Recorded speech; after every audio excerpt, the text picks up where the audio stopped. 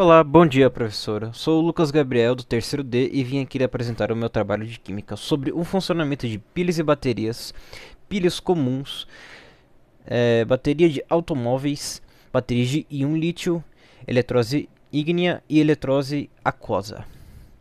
Então vamos começar sobre pilhas e baterias. As pilhas e baterias são dispositivos que transformam energia química em energia elétrica por meio de reações de oxirredução, transferência de elétrons entre espécies químicas. Elas são compostas por dois eletrodos, anodo e catodo, imersas em soluções eletrolíticas e conectados por um circuito externo. Dentre os conceitos gerais, reações de oxirredução. Oxidação ocorre no anodo, perda de elétrons. Redução ocorre no catodo, ganho de elétrons. A diferença de potencial entre os elétrons, força eletromotriz ou Fen impulsiona o fluxo de elétrons. Aí tem célula galvânica, é um tipo de sistema que constitui as pilhas. Possui duas reações conectadas por um circuito externo e geralmente uma ponte salina para manter a neutralidade elétrica das soluções. Ponte salina, que é o próximo. Dispositivo que permite o fluxo de íons entre as soluções, evitando o acúmulo de cargas e mantendo o ciclo funcional. E o último, diferença de potencial, DDP. É a força que move os elétrons através do circuito e geralmente medida em volts. Agora vamos falar sobre a pilha de Daniel, que é um exemplo desse tipo de pilha.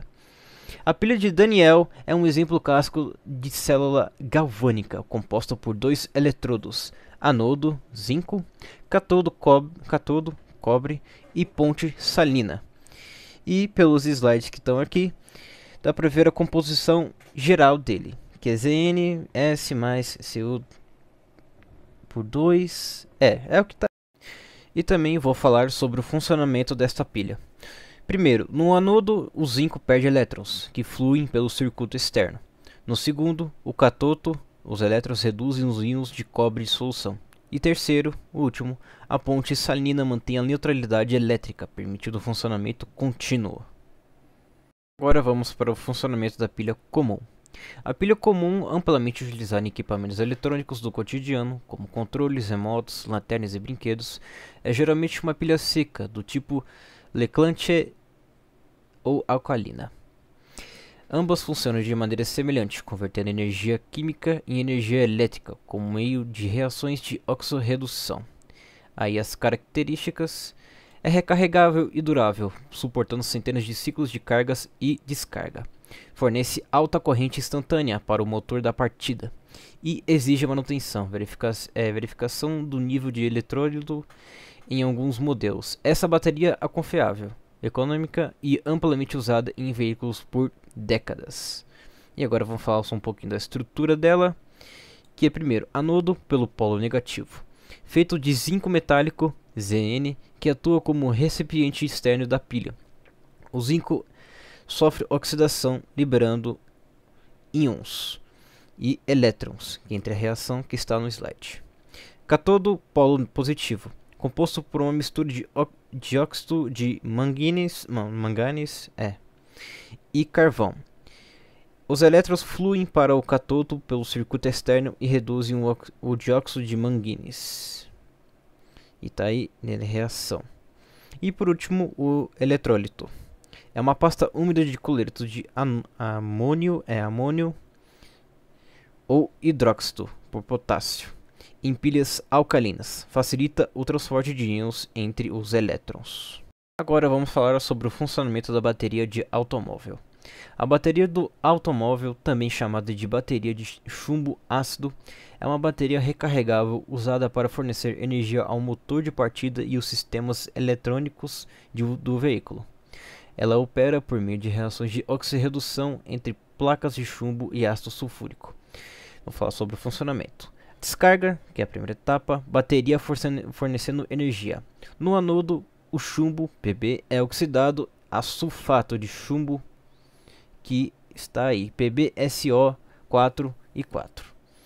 No catodo, o dióxido de chumbo, PbO2, é reduzido, também formando o sulfato de chumbo, que está a reação aí no slide. O ácido sulfúrico se consome durante a descarga, reduzindo sua concentração. E a recarga, conversão de energia.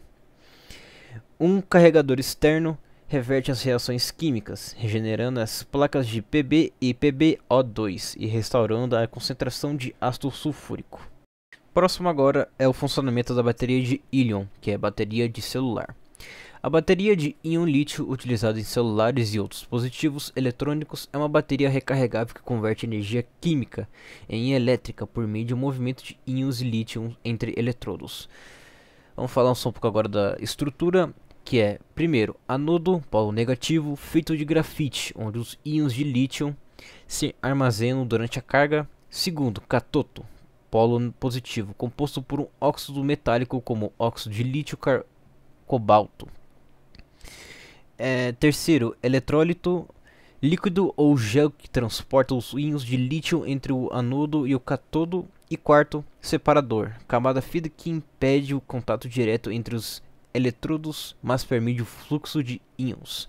E suas características: alta densidade de energia, recarregável, sem efeito de memória e proteção. Agora, o funcionamento durante a carga, uma fonte externa de energia força os íons de lítio a se moverem do cátodo para o anodo, onde se armazenam. Os elétrons fluem pelo circuito externo, completando o processo. E durante a descarga, os íons retornam do anodo ao cátodo através do eletrólito. Os elétrons fluem pelo circuito externo, gerando energia elétrica para alimentar o dispositivo. Agora vamos para o próximo, que é eletrólise ígnea. A eletrólise ígnea é um processo eletroquímico que utiliza corrente elétrica para decompor compostos iônicos fundidos, sem água presente, em seus elementos constituintes.